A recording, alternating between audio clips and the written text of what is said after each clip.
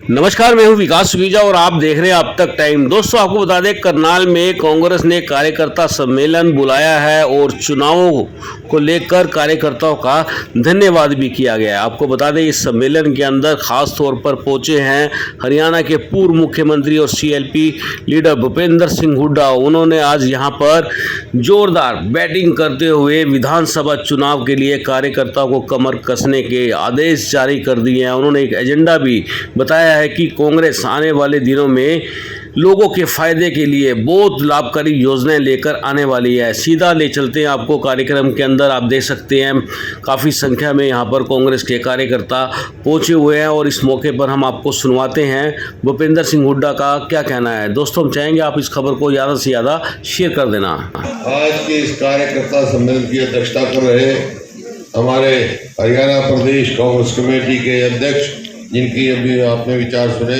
चौधरी उदयभान जी, और हमारे विधायकगण, पूर्व विधायकगण, और यहाँ से जो हमारे कांग्रेस पार्टी के लोकसभा में उम्मीदवार थे, बुद्धि राजा जी, विधानसभा में जो उम्मीदवार हमारे त्रिलोचन सिंह जी, व सम्मानित मंच उपस्थित मेरे बुजुर्गों, नौजवान साथियों, सभी पार्टी के निष्ठावान साथी जो हैं, सभी का मैं यहाँ स्वागत करता हूँ। सबसे पहले तो जो चुनाव हुआ उसमें जितना आपने मेहनत करी, मैं सारी पार्टी की तरफ से, समस्त पार्टी की तरफ से आपका आभार व्यक्त करता हूँ कि आपने दिन रात मेहनत करी। ठीक है, जीत हार चलती है, करनाल में कामयाबी नहीं मिली, लेकिन हरियाणा में बहुत बेहतर नतीजा आया। और पिछले इतिहास को देखें तो आपने भी बहुत मेहनत करी, बहुत इम्प्रूवमेंट की। इस बात की मैं आपको बधाई भी देता हूँ, धन्यवाद भी करता हूँ। साथ के साथ ये भी कहने आया हूँ आपको कि भाई आप ये सोचें कि आप चुनाव हो गया, बैठना नहीं है, ये तो शुरुआत है।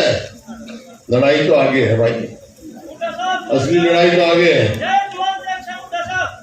भारतीय किसान यूनियन के प्रदेश चेयरमैन ऋषिपाल मिर्जा बोल रहे हैं, हमारे भाई भी है सरदार जी। जब सरकार आएगी तो हमारे ठीक है, ठीक है, विशेष बात ठीक है भाई, तेरे पास सुन ले।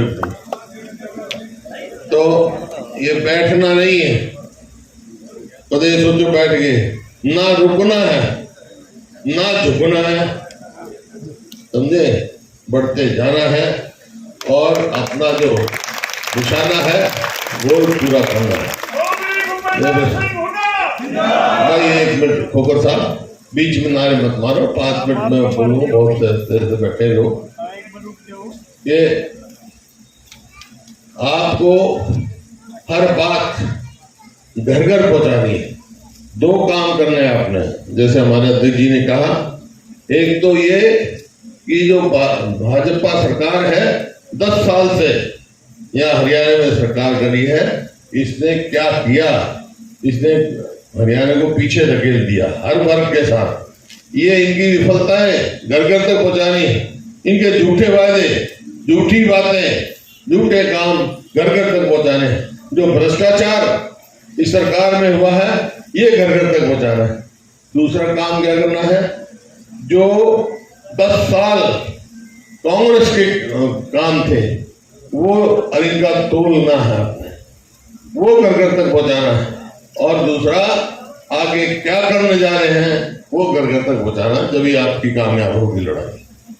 देखिए, 2014 में जब हमने सरकार छोड़ी तो मेरा प्रदेश, आपका प्रदेश हरियाणा, प्रति व्यक्ति आय में, प्रति व्यक्ति निवेश में, नौकरी देने में, कानून व्यवस्था में, खेल और खिलाड़ी में पूरे देश में नंबर 1 था।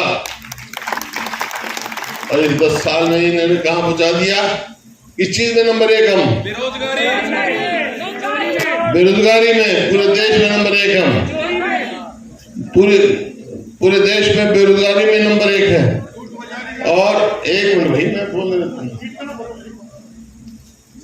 पूरे देश में बेरोजगारी में 1 है, महंगाई में, और कानून व्यवस्था की तो आपको बताइए। उस चीज का नाम ही कोई नहीं। अपराध बहुत बढ़ गए, रोज रोज फिरौतियां मांगी जा रही है। मैं जिस मंडी में जाता हूँ वही कहते हैं चिट्ठी आई है, फिरौती मांगी है, इतने कल तक दे दो, फलाने दे दो। दुकानदारों को मतलब कोई भी आज हरियाणा प्रदेश में अपने आप को सुरक्षित महसूस नहीं कर रहा है, कोई भी वर्ग। ये परिस्थिति है। नौकरी जो है एक निगम लगाया है, निगम के द्वारा नौकरी दे रहे हैं, कौशल रोजगार निगम। उसका क्या काम है?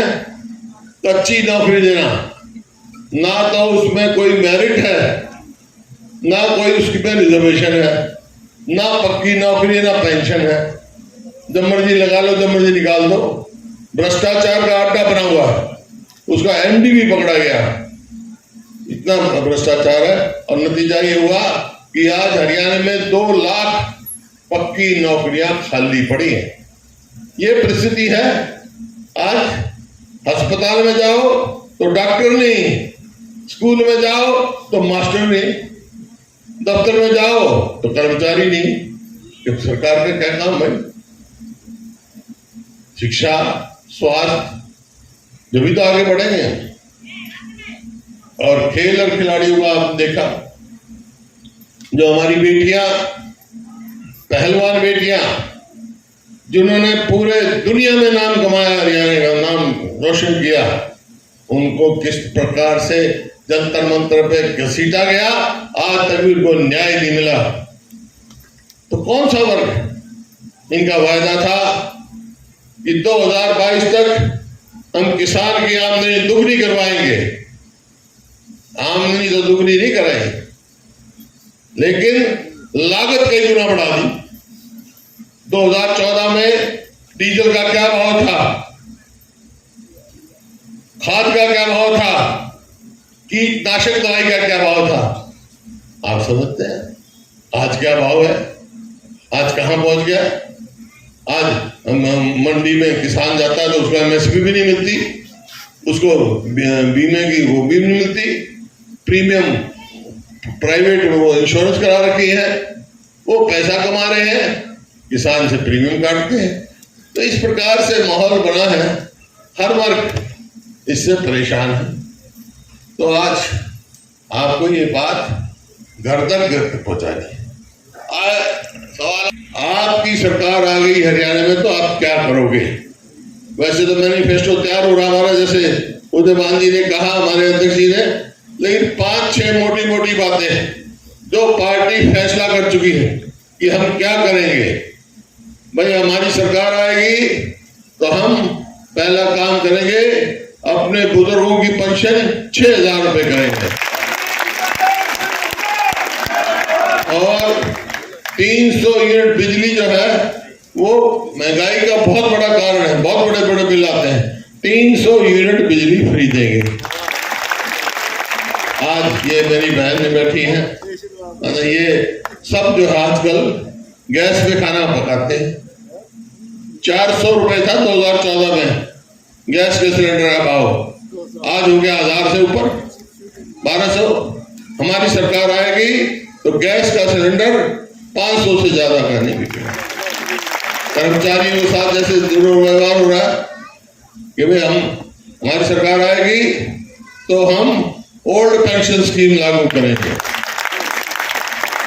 इसी प्रकार से जो अलग अलग वर्ग है, मनरेगा के मेट हैं, उनको पक्का करेंगे, गरीब आदमी का देखेंगे। और जो हमारी स्कीम बंद कर दी, जो आज ये दे रहे हैं, महात्मा गांधी ग्राम बस्ती योजना, ये थी 100 गज के प्लॉट दिए थे हमने, और इन्होंने आते ही बंद कर दी। वो 4 लाख के करीब हम प्लॉट दे चुके थे और 3 लाख प्लॉट और चिन्हित किए थे हमने, 3 लाख और देने थे, स्कीम भी बंद कर दी।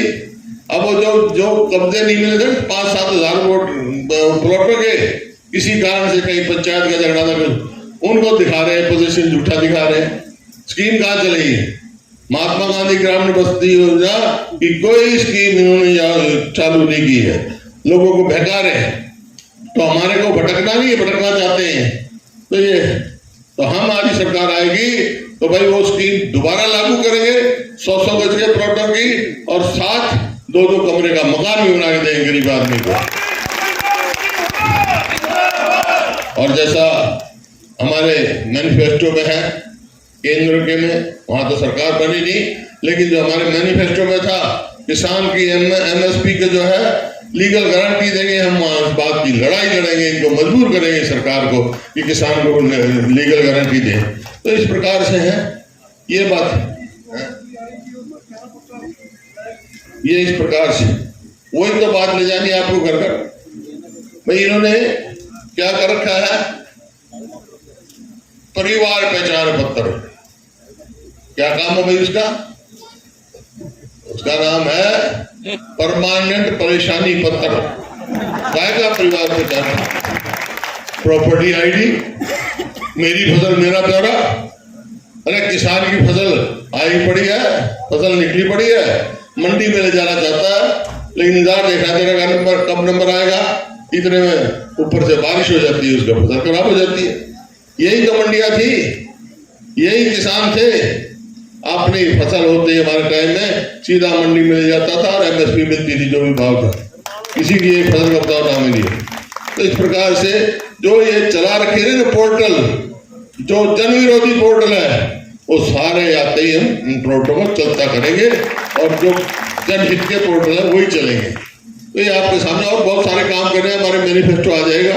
लेकिन मैं आज आपसे यही कहने आया हूं, 1-2 लाख इन्होंने नौकरियां पक्की खाली पड़ी है, हमारी सरकार आएगी पक्की नौकरियां देंगे हम जवानों को। तो इस प्रकार से ऐसे बहुत सारे काम, लेकिन आज ये सब लेके जा रहा है। आज तो एक ही बात मैं कह रहा हूं, उसमें ही समझ लो आप, लोकसभा के चुनाव हो गए, अब हरियाणा की बारी है और पूरी तैयारी है। अच्छा तैयारी है ना, तैयारी है। तो भाई देखो, चुनाव में हो गया, हम विधानसभा में भी रह गए और यहाँ करनाल से लोकसभा में, लेकिन आगे जो चुनाव होगा उसमें नहीं रहना है। ये जो बात करनी है, इन झूठियों से पीछा छुड़ाना है, तो कांग्रेस की सरकार बनानी है। मंजूर है ना आपको? आप खड़े कर दो। अरे मेरे को एक बात का समझ में नहीं आया, करनाल शहर कितने वोट है तुम्हारे शहर में? 2,52,000 तो वोट है। 2,52,000 में कोई व्यक्ति नहीं मिला जो करनाल का नुमाइंदा बन सके, फिर भी यहां से ले आए। क्या तरीका हो भैया? यहाँ के आदमी कहाँ जाएंगे? यहाँ के मसिंदे कहाँ जाएंगे? ये MLA भी नहीं बन सकते, ये फिर क्या होगा भाई? तो आज मैं कहना है आपसे कि समय आ गया है, 3-4 महीने हैं। आज तो मुख्य काम हमारा आपका धन्यवाद करना था और आपका सचेतना था। तैयारी पकड़ो और चलो आगे। बहुत बहुत धन्यवाद।